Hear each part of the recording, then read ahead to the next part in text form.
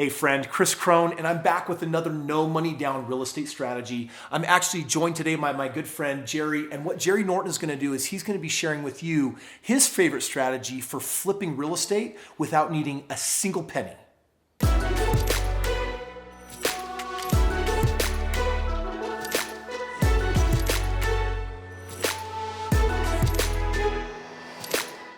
So seriously, Jerry, like flipping property without even a penny. No money.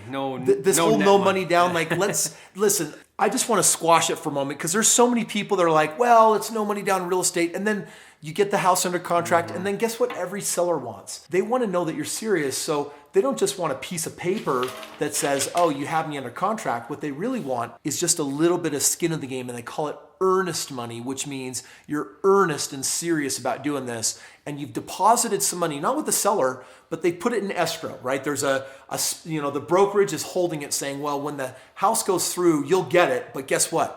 That money is tied up, and over a period of time, it could even go hard, which means it's gone and you can't ever retrieve it. So it means that you're pretty serious.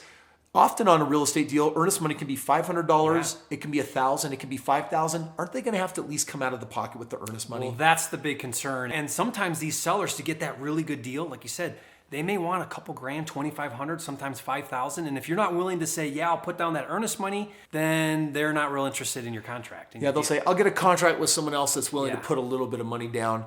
Friends, we're not even talking about a down payment. We're just talking about a part of the down payment. But for those of you that are watching us and saying, Kris, dude, I'm still in high school. Or I don't even have $1,500 to put I don't have any earnest money. Is there really a way to flip real estate without even needing earnest money? I'm talking about a very real zero money out of pocket.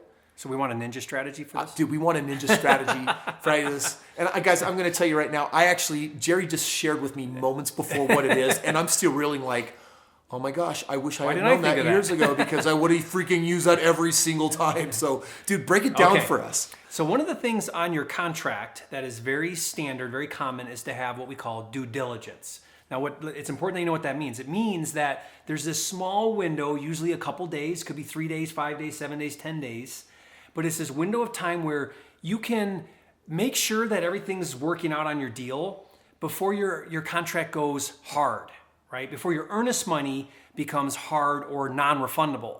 So here's what I do. I say right on my contract, I put buyer will provide earnest money at end of due diligence.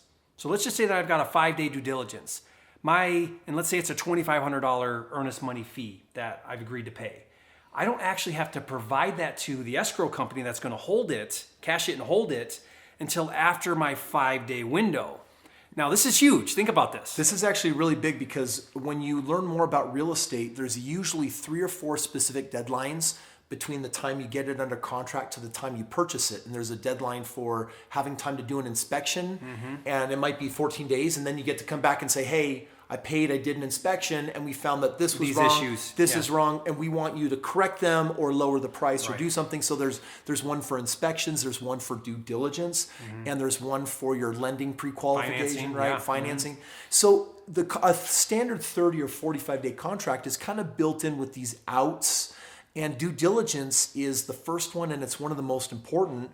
And Jerry, let me ask you, how long in a contract can you actually extend due diligence? How much time could you give yourself? Great question. You want to be careful because if you're asking for this huge window, then the seller's going to be a little suspicious. They're going to be, man, why would you've got all this time to back out. So typically you're looking at around 5 to 10 days is a reasonable, because you're saying, look, I need a few days to, make sure everything's checking out. I need to get back into the property. And so it's very common, especially with distressed real estate where there's all kinds of issues. It's very common. So check this out. So let's say that you use Jerry's free software, for example. You can click the link and learn more about that. You use this free software and you find a spectacular deal. The deal has great equity, and you go and you submit an offer and you say, I'm willing to buy it at your asking price because it's a great deal. There's a lot of... Meets the numbers. It meets the numbers. And what you do is you just put this little fine print in there that they can see, which says, my due diligence period shall be 8 days from now.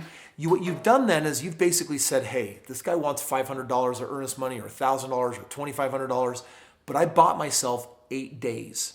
And what's cool about it is You're not saying no to earnest money. If you were to say, you know what, I don't want to pay any earnest money, the seller's going to be like, That's suspicious. That's weird. It why says would I you're do not that? serious. You don't have any money. Yeah. If you're saying, yeah, I'll pay your $2,500, no problem, at the end of my due diligence. So they Yes. don't even really, I mean, sometimes they might say, yeah, I don't really like that, but a lot of times They won't even care. They won't even care It's because you're too still s- saying you'll pay it. It's too small of a thing, and take it from their perspective. They're sitting there thinking, great, there is earnest money. It's coming a little later, but I don't even get it anyway until they actually buy the house. So whatever. And you know what I'll do even better, like a ninja? Okay, I want the ninja. If the seller says, I'd like a $500 earnest money, I'll say, you know what? I'll make it $1,000, and then I'll put in there at the end of inspection. Now they're like, dude, this guy's willing to put even more money down on his earnest money. Now here's the This deal, is though. great. So I got to ask you. So now we're using the ninja trick.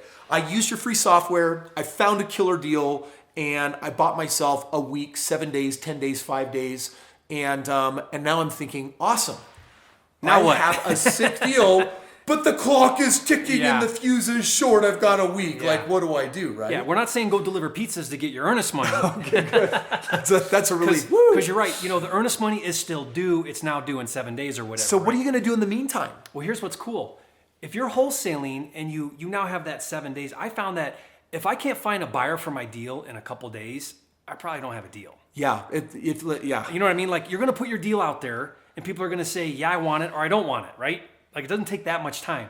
So what I do then is, let's say it is $1,000 earnest money at the end of my due diligence.